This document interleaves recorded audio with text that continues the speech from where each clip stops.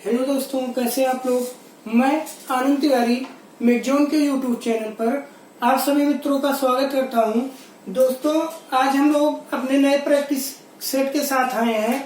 तो आज इस प्रैक्टिस सेट का हम लोग अपना पहला क्वेश्चन देखते हैं। क्या है कि जो ये आपका सा होता है, उच्चारण स्थान पढ़ाया है तो सब कुछ बताया है फॉर्मूले से भी। जो सा होता है ये किस तरह के उच्चारण स्थान की ध्वनि होती है।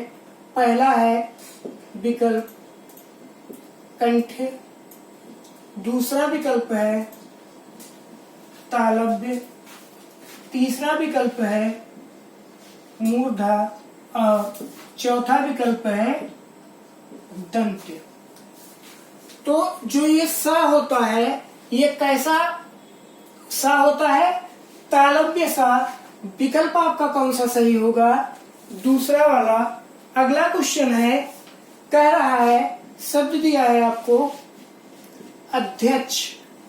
अध्यक्ष में उपसर्ग होगा। पहला विकल्प है अधि, दूसरा विकल्प है अध, अगला विकल्प है अति और चौथा विकल्प है आपका प्रति। अध्यक्ष में कौन सा उपसर्ग होता है? अधि उपसर्ग होता है। विकल्प आपका कौन सा सही होगा? पहला वाला। अगला क्वेश्चन कह रहा है, आपका जो रेलगाड़ी शब्द है ये कैसा शब्द है? पहला विकल्प है तद्भव, दूसरा विकल्प है देशज, तीसरा विकल्प है विदेशज और चौथा विकल्प है आपका संकर। तो जो रेलगाड़ी शब्द होता है आपका कैसा शब्द होता है? संकर शब्द। विकल्प आपका कौन सा सही होगा? पहला वाला। अगला क्वेश्चन कह रहा है, निम्न में योग रूढ़ शब्द कौन सा है बताइए। पहला विकल्प है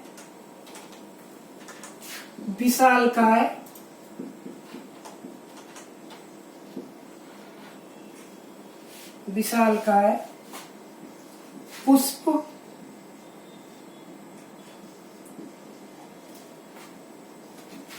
कुमुदिनी और पंकज। तो इसमें योग रूढ़ शब्द कौन सा है? विशालकाय, पुष्प, कुमुदिनी और पंकज में।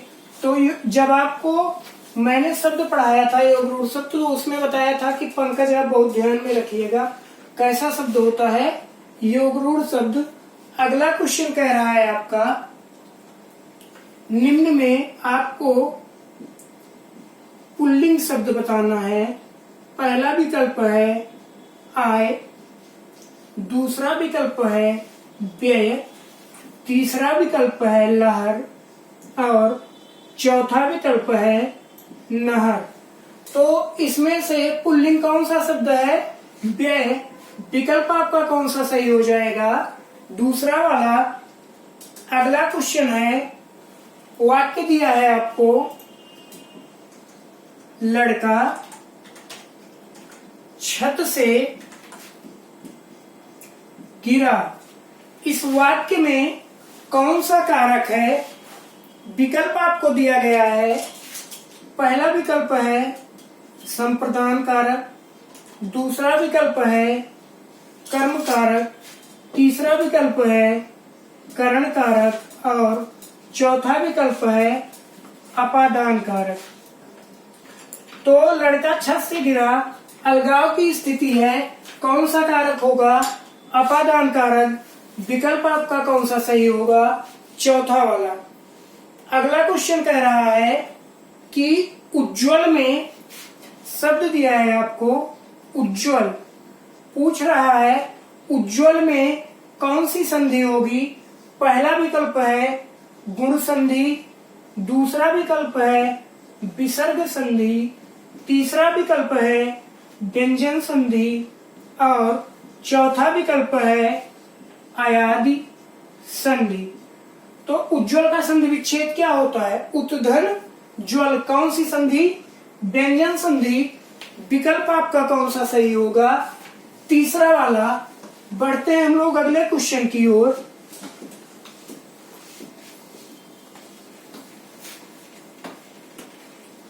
अगला क्वेश्चन है, कह रहा है कि किस समास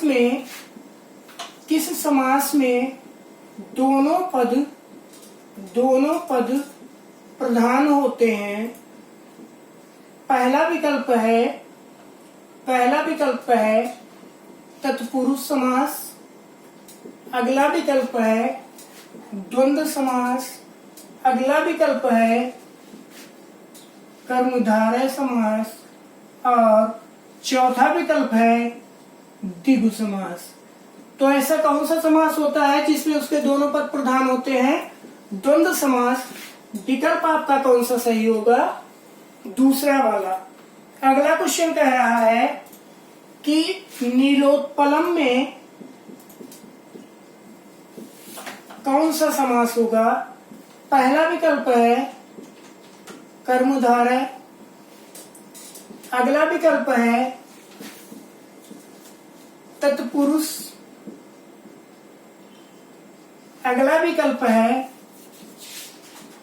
अव्ययी भाव और चौथा विकल्प है द्विगु। तो नीलोत्पलम, नीला है जो उत्पल, कौन सा समास? कर्मधारय है। विकल्प कौन सा सही हो जाएगा? पहला वाला। अगला क्वेश्चन कह रहा है कि निम्न में अविकारी शब्द है। विकल्प दिया है आपको संज्ञा, अव्यय, सर्वनाम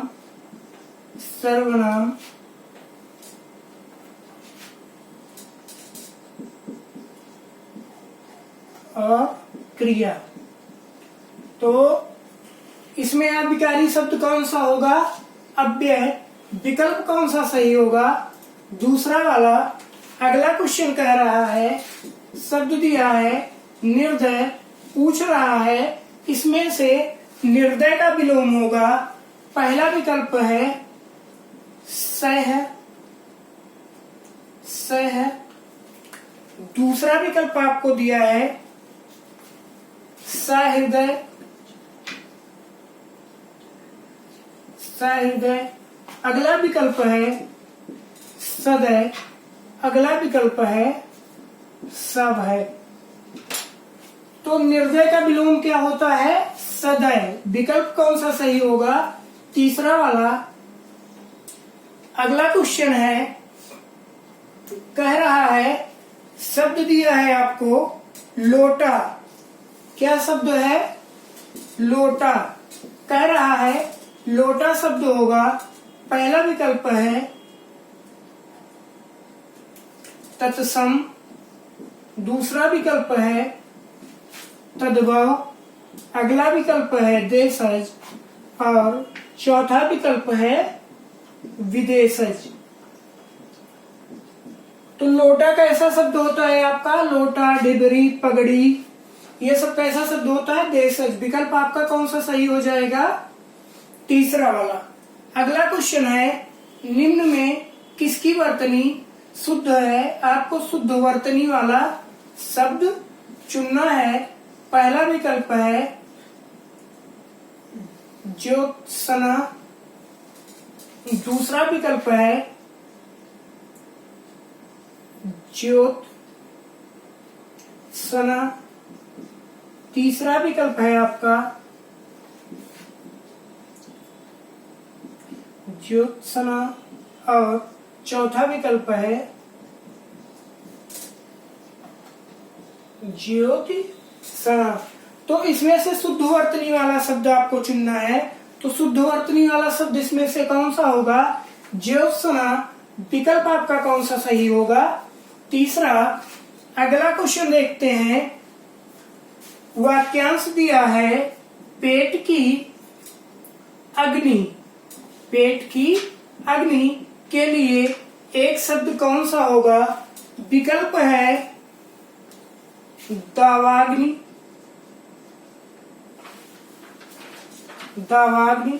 अगला विकल्प है जठराग्नि।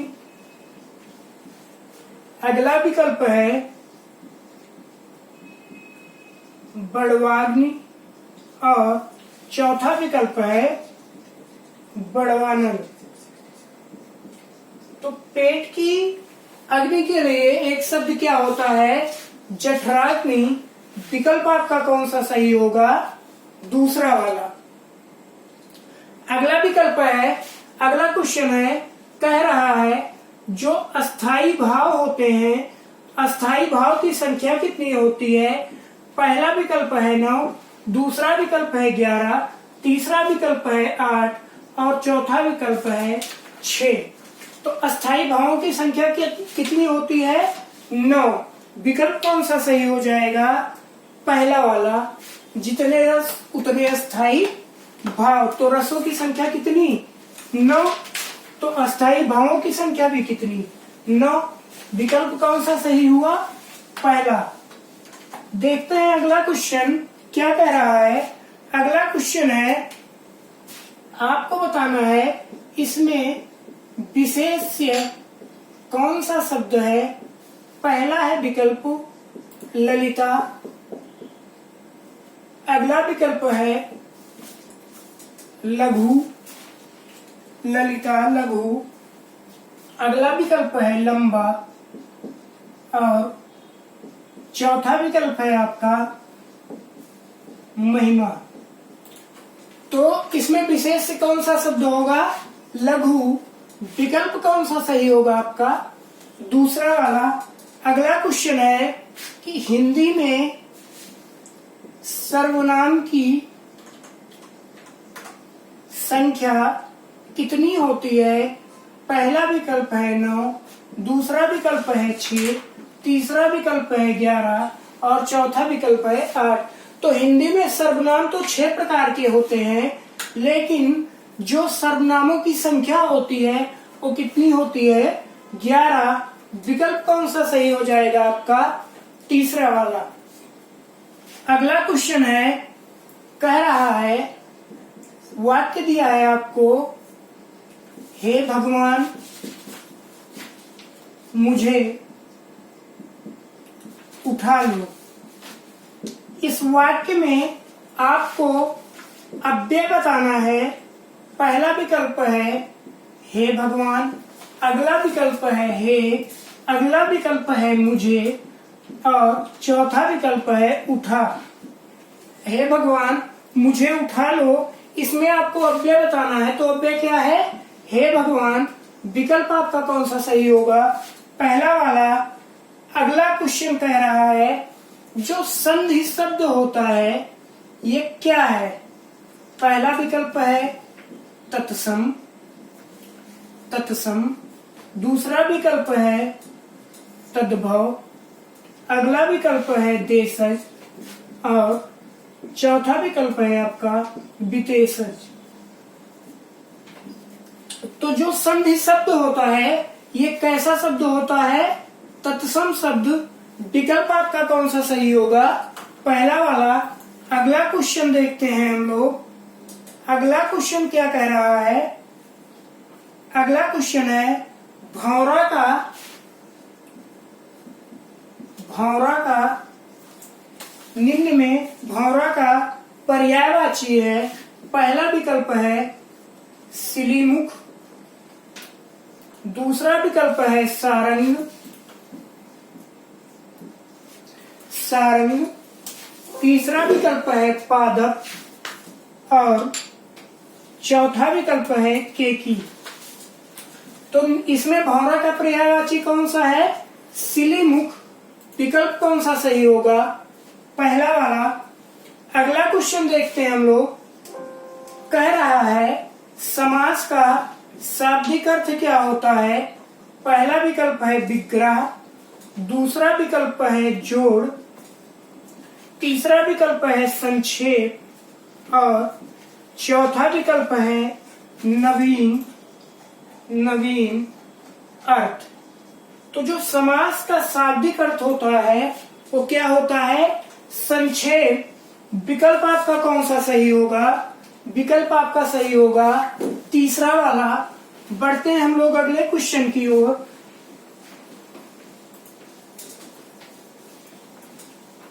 क्या कह रहा है अगला क्वेश्चन?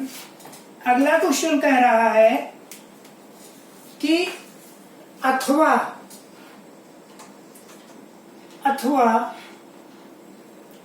जो अथवा शब्द है, अथवा व्याकरण की दृष्टि से क्या है? पहला विकल्प है संधि, अन्वय, उपसर्ग,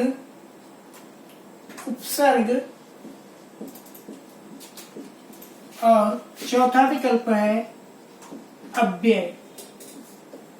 तो अथवा क्या है व्याकरण की दृष्टि से? अव्यय। विकल्प आपका कौन सा सही होगा? चौथा वाला।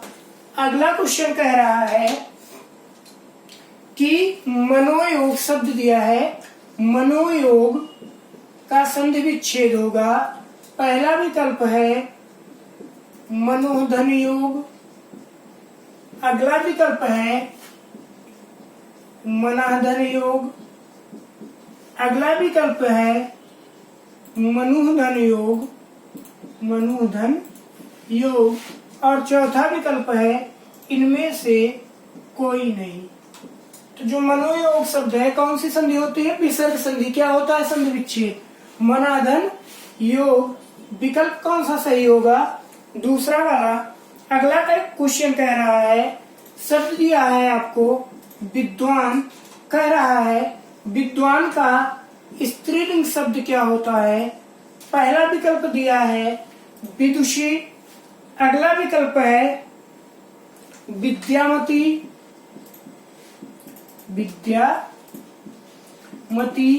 अगला विकल्प है विदुवंती, और चौथा विकल्प है विदुवंती मती।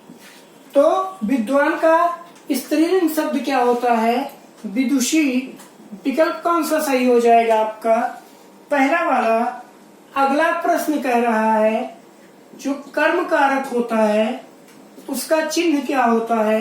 पहला विकल्प है ने, अगला विकल्प है को, अगला विकल्प है ने या पर, और चौथा विकल्प है से। तो जो कर्म कारक होता है इसका चिन्ह क्या होता है? को। विकल्प कौन सा सही होगा? दूसरा वाला। इस तरह से ये प्रैक्टिस सेट आपका समाप्त हुआ। मिलते हैं अगले वीडियो में नए टॉपिक के साथ। तब तक के लिए नमस्कार।